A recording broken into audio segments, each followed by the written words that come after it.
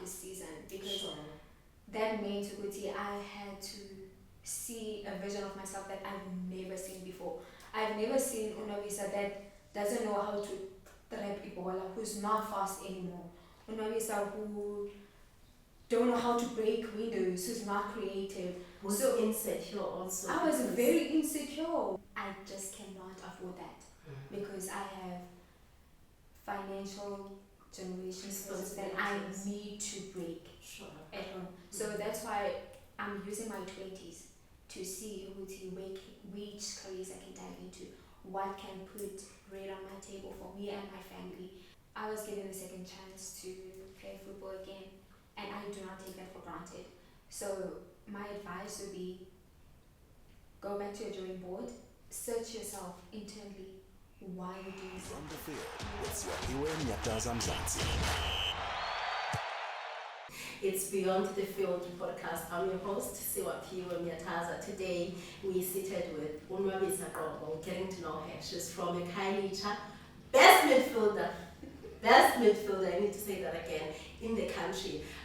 Plays for UWC, ladies team. They're the champs, but so figure out. And Mabi, thank you so much for joining us today. Thank you for having me. Unjani? I'm distracted because I'm very distracted. I was like, I can get a figure, and I'm really curious. Like, do you guys really take care about Honestly, it's up to you. Like by now, because I know a lot, and there's also good I know what there's certain food that I need to eat at what time and all of that. Like for instance, so I know what when this takeaway, like food that we eat. But now that I stay at school, I know what the food that I need to stay away from, so that I can guard my physique. And also because like last year we didn't cool, so now I know what I had to work hard to get this athlete body. How do you know how collect is it? It feels like every run. Do you get told? Yes, I have honest friends. I have honest friends and my mom. My mom will tell me. She'll give you that feedback. Especially whenever I go home, she'll first take a good look at me and be like, "Oh, are you beginner? So now I'm under pressure. Oh, okay, even now I have to put in more protein, less of gravy. I have to eat my dry rice with meat, vegetables. But I also think it comes with discipline. Yes, it does. I mean,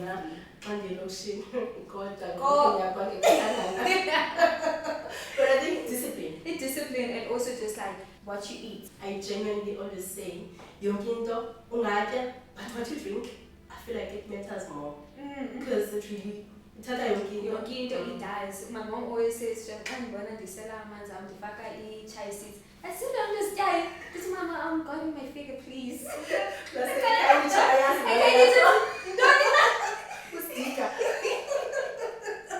Look, for someone perhaps at home who doesn't know Nwabisa, who is Nwabisa? I mean, I've already said that you're from a Kailicha, you're playing for UWC, but I believe there's more to Nwabisa. Nwabisa is a 23-year-old.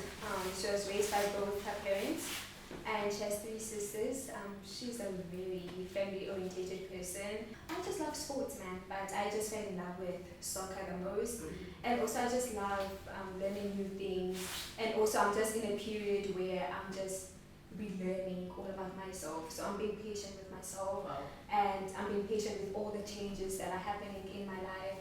So also I'm just happy to see who Nwabisa is. Changes. Yes. Interesting. What kind of changes? Changes with, in terms of like where I stay and football wise. There was a point where I thought, I don't want to play football. I quitted soccer for like 2 years. I didn't play for 2 years. And then I came back to South Africa and then I started playing, but I was going deep through it. No, let's you guys are the champs, right? We'll get to that. But I said, there's growth. you're not gonna watch Nwabisa and not be excited because she's really locking that midfield. Like you are taking the spot, right? How do you stop playing football with such talent and energy? It's just unpackable. Okay. I started playing football when I was, I think, 12.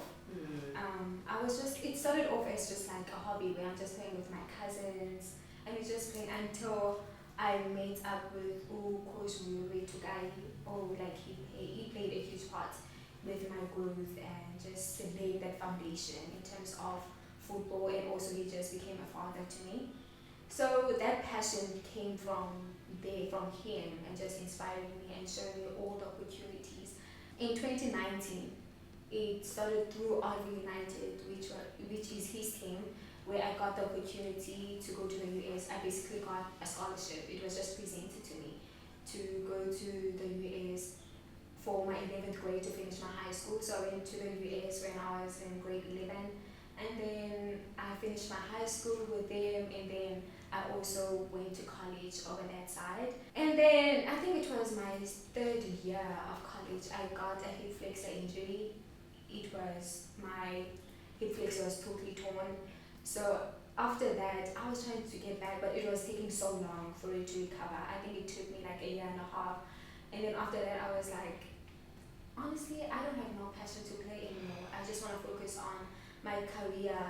And back then, I was like, okay, I'm doing my biology degree. I just had my life just figured out. I'm like, okay, I'm gonna graduate, yeah, and then I'm just gonna go to nursing school and do nursing, and then my last year of college, I decided to come back to South Africa because I was just depressed. I just missed my family because I had been in the US for like 5 years and I was quite very unhappy. So I thought that maybe I'm just gonna come here to South Africa for maybe at least 6 months and just be with my family, spend time with them. But then when I came here, Coach Boyo was very unsettled with the fact that I just stopped playing football. Bear in mind, I didn't play for like 2 years. Sure. And then I was like, what do you mean you want me to play again? I'm like, I haven't touched ball in like 2 years. And I think he spoke to Coach Tina. And well, I had already known EUWC because every time when I would come back home, I would train with them and then go back to the US whenever I would visit. So I came back and then also Coach Tina reached out. She was like, you must come train with us. And then I'm thinking maybe, okay, if I do play, I'm not going to play any competitive football. I'm just going to play in the Cecil team. But then I was forced to compete again. And this was last year. In the recovery. And bear in mind, like, I've gained weight, and also in that 2 years of me not playing football, I was just in the gym, just like, just working out, but not an athlete workout. Yeah. So I came here and imagine there's likes of Abu Sulele Ulweni, Abu Amukhala Mutau, like good players, It's like the the national, that's the stars. And I haven't touched ball in 2 years, and I get in the field, I'm like, oh my, I don't understand why I'm here. I didn't understand, why I was here. I thought, good, maybe I'm just training in J for fun, and then I'm just gonna go to the SSO team. But I guess Coach Tina had other plans for me. She saw potential, But then last year, that was my toughest season because that meant Guti, I had to see a vision of myself that I've never seen before. I've never seen Nwabisa that doesn't know how to trap Ebola, who's not fast anymore. Nwabisa who don't know how to break windows, who's not creative. Was so insecure also. I was very insecure and I'm playing with these good players and I'm not understanding why I'm here. So that meant to go to every single day. I'm going back to my room, I'm breaking down and I'm trying to find out why am I still playing. Until I was like, I decided, Guti, actually it's not gonna help with just sulking. God brought me here for a reason. I do not understand. But then now that I'm back here, that means Guti, I have to go back to the drawing board and see how am I going to become a better soccer player, a player that I want to be, So I went back to the drawing board and I had to become very patient with myself. That means Guti, I have to be honest with myself. Guti, okay, right now you are lacking here. You have to fix your physique. that means you have to run more. You have to lose weight. You have to be patient with yourself with regards of learning how to track Ebola, with being creative, with doing more work behind the scenes. Also, I'm curious in those internal conversations that you're having with yourself. You're insecure, you were depressed, you don't know what you're doing, UWC is good, you need to match the level. Who's there for you? My family, they were there. But also, most importantly, people who saw me each and every single day. My friends, Shulele, Lisagazi, they were honestly there, and like some of my teens, like maybe like some of the seniors. But yeah, honestly, it's just my friends, Shulele, Lisa, and just my family. And just so we're fully welcoming the change. This is Nwabisa. Yes, it's Nwabisa. Qoba. Nwabisa. Fully embracing the journey. Embracing the journey. I don't know where I'm gonna go. I don't know where it's gonna take me.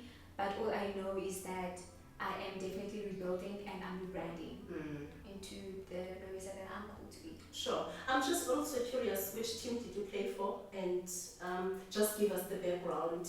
Not from Kailicha, but I mean when you were abroad. When I was abroad. Yes. So I got a scholarship to play for BlackRock FC.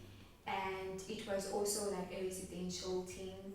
That means they are a team, a big team itself, but also they were giving scholarships to certain individuals, like international students. So they were giving the opportunity for you to study at high school, but also like playing at a very high level of football. So I was playing for a high school team, but also for BlackRock. And then after that, I went to play for William Smith Colleges for my for college, and we're playing. It's like kind of like varsity, you know. So I'm just curious because I don't want to be controversial or anything. When you play abroad and you get injured, you got injured there. Yes. Who took care of you? Honestly, they do have a good medical team, Shan. And they also do have... Okay, I'm relieved. No, they do. And they also do have like support, like they will take you to psychology and all of that. But that was presented to me. It was in, and I really appreciated that. But also, like, it's not easy for someone who's an international student, because then it's like you want to be around your family. You know, it's not easy being so far from your family. And imagine your routine was going to school, going to your classes, and then after classes you're going to football practice, and then all that. So for me, when I got injured, that meant that one place that was meant to bring peace, it was taken away from me. So now it's like I was stuck in like a 4-wall bedroom by myself. If I don't have classes, I'm just in my room, you know, depressed.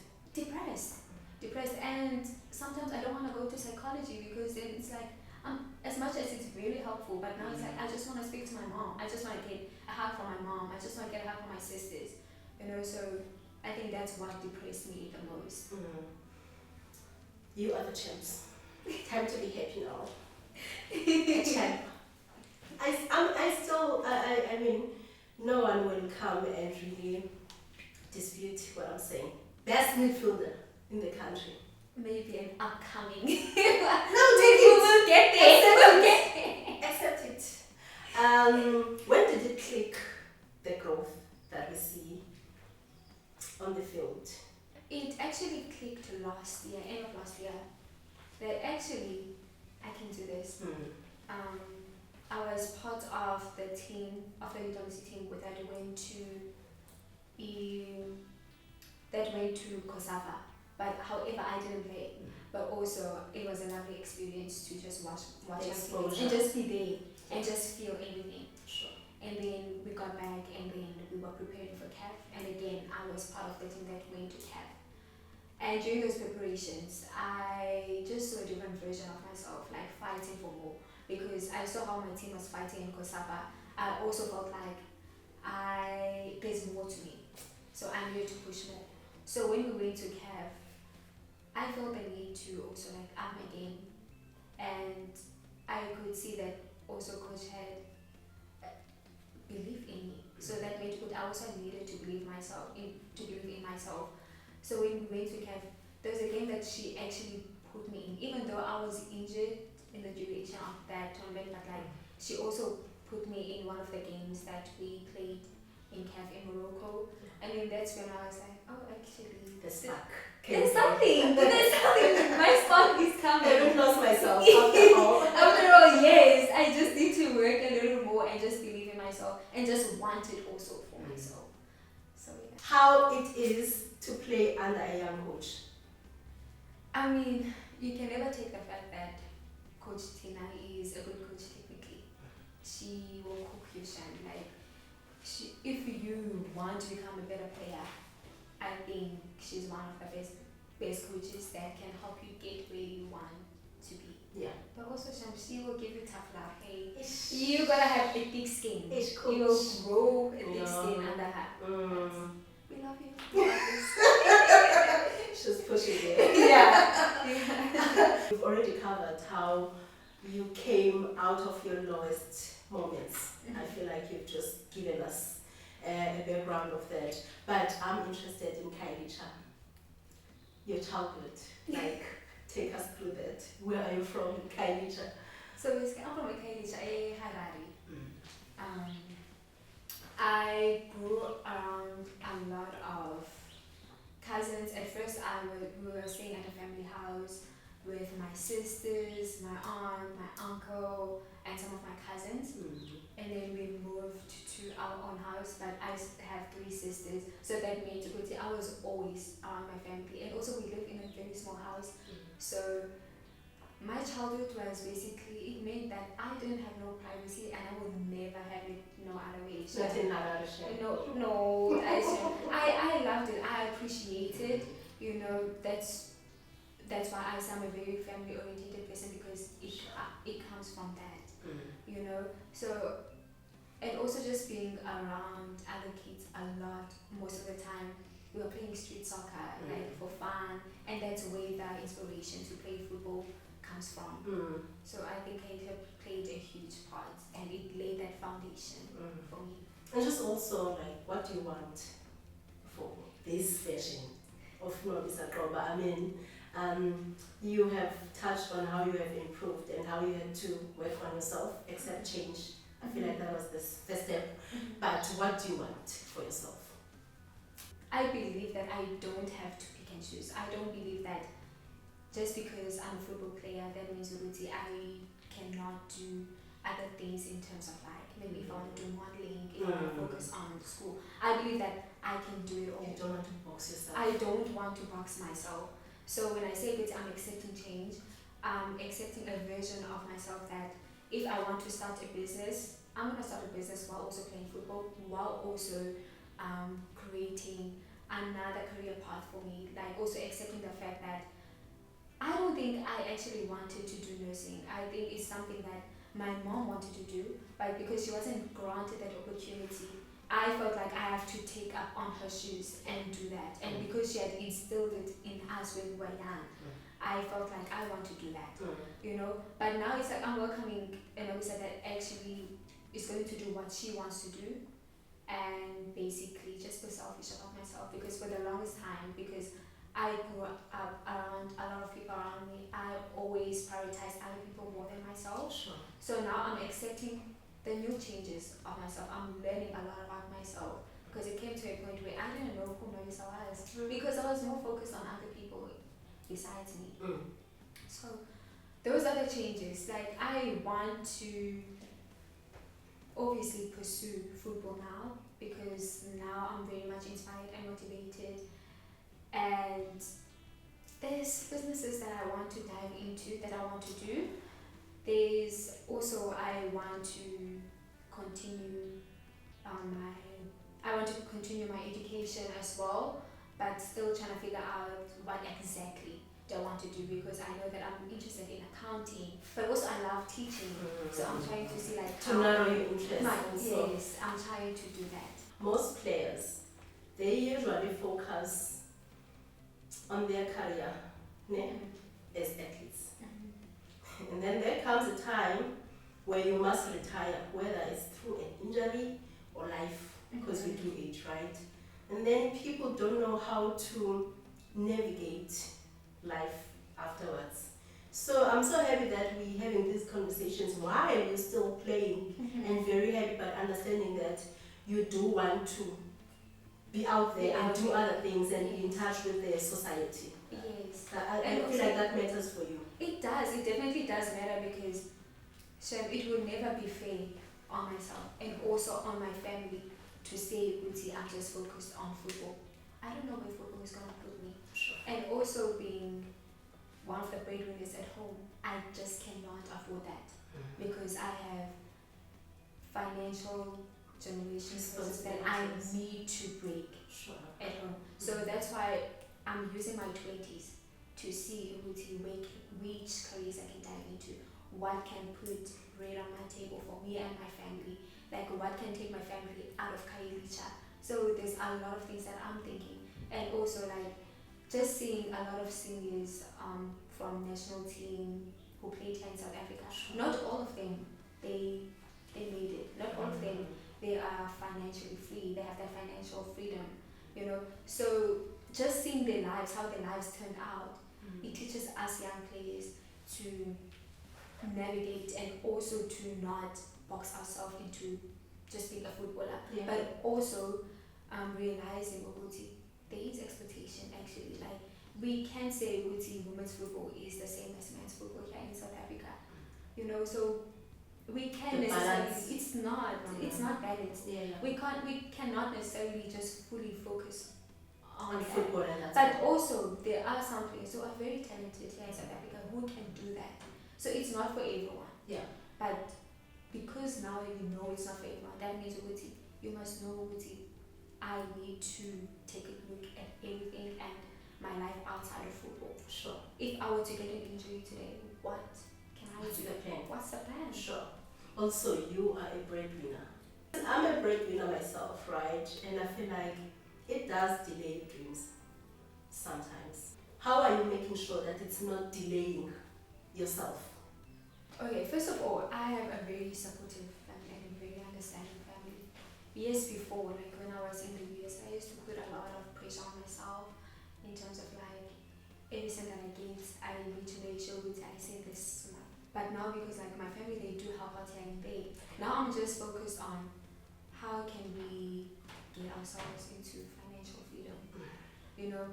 So obviously it does delay me, but I don't mind because it's within me that I want to see changes in my family. Like I don't want to see another generation after me to struggle like I did, to put in extra work like I did. I want to just like lay that foundation for them. Where everyone is just at ease. Yes. Affordability is not a problem. It's not a problem. Obviously it's gonna delay me in terms of like obviously seeing other teenagers, other young ladies the same age as me having cars, they have having advanced in life and you're still and I'm still here. Yes. Obviously it's gonna be like, oh okay, and time is ticking. But also I just need to understand that I don't grow up the same way they did. I need to understand that I don't have the same path as them. That meant that I had to accept myself for who I am and how I was raised, and also my goals and also my vision. And also, like, I feel like when you're a breadwinner, the parent, whether it's a mother or a father, plays a role in how you also navigate that dynamic. Because when it's like they are demanding, it's not the same as a parent who genuinely understands when you say, I don't have money this month, don't send any money next month, care about. But when there's demand, it's not. I feel like that's when it gets to perhaps delayed as a person. Yeah, I feel like if it was most definitely like that, then it would be speaking a different story. It would have broken me. Sure. But my family, they're very appreciative of anything that I say. Like my mom, I can just sing like a small amount of money and she will be very appreciative. So I think it's just genuinely what I love doing. Because I also, it doesn't sit well with me to have everything while at home I know that they have so much less than I do. Like for instance, like if maybe I'm wearing a Puma sneakers and my sister is still wearing a known brand, or like she doesn't have any pair of shoe, that wouldn't sit well with me. So it's like if I have that small amount of money that I have, I would love to share it with them. You know, it wouldn't be nice to see me up there and my sisters or my family like. And also, just besides being a breadwinner now, that you are famous, right? A celebrity. No! You are a celebrity. I mean, No! you are. This is so cute. How are you? You are famous. When you go to Kailicha and your neighbors see you, or they see that you are around, I'm sure they all embrace you, in a way. How is that? How is that for you? The expectation that you are famous, by now you should have this and that. Like, how is that for you? Okay, so I don't regard myself as famous, but okay, I can say in my small community, I'm well known. Yes, I'm well known, but also because I started playing there, so they saw me every day going to training, and my life, even from when I was young in primary school, it would be a boring life where I'm going to school. If I'm not at school, I'm going to soccer practice or I can start a game, you know. So now it's different because now they saw with all those sacrifices that I did when I was young. Now they finally pay off. So now for them it's like a motivation and an inspiration for their kids. And obviously, like when they see me, they embrace me and show me. And it's parents so are like, no, but tell my family Nwabisa. But it's so heartwarming. And what I love now is the fact that like when we were young, my mom, she didn't like the fact that I was playing football because she always thought that I was running away from my chores. Oh, okay. You know. So now other parents, they actually motivate their kids to actually go to soccer practice and be like Nwabisa. So it's very heartwarming, and also just seeing young girls when I go home and they're like, "Hi, sis Nwabisa, did you mean go? Now?" That's nice. So that's just like very heartwarming. I'm like, oh, okay, at least the I impact is there. It's there. I touch some lives, you know. Yeah. So that's the best part that I love, because those kids, they could be just roaming around the streets. They could be doing things that they're not supposed to be doing. So the fact that I show them that it's actually possible, I show them possibilities, you know, that's the heartwarming part about it. Just as we are closing, Nwabisa, your advice to young girls, not only in Kailicha, guys, and so or everywhere, like, what's your advice to young girls who want to be like Nwabisa? They want to be like you. They just don't know how to be like you. They don't know what it takes to get there. What's your advice? My advice, I would definitely say that believe in yourself. Like, whatever you put, yes, it sounds so, like everyone says this, but I can say whenever you believe in yourself, like you can achieve it. So it's not a wasted energy. It's not a wasted energy. Sure. And also, I would say, yes, my life might seem very perfect. It's not. It's not. Like, I cry a lot in my room and all of that. But I would say, don't give up on your dreams. I was given a second chance to play football again, and I do not take that for granted. So my advice would be, go back to your drawing board, search yourself internally why you're doing something. Never ever do it for other people, for your family, for your mom, or for your coaches. Why are you doing it? And when you know your why, you're gonna pray about it. You need to pray about it and put in that work, and it will definitely come out beautifully. So that would be my advice to them. Thank you so much for allowing us in your space. I feel like for someone who just didn't know you, they have a clear understanding of who Nwabisa is. I really appreciate you opening up to us like that. Thank you for making time. Thank you, Sister Pio, for having me. Thank you. Great. Thank you so much. It's Beyond the Field podcast. Please don't forget to like, subscribe, share, engage. We want those questions, we want those comments. We want to grow this community of people who genuinely love itiski. Beyond the Field with Nwabisa Qoba.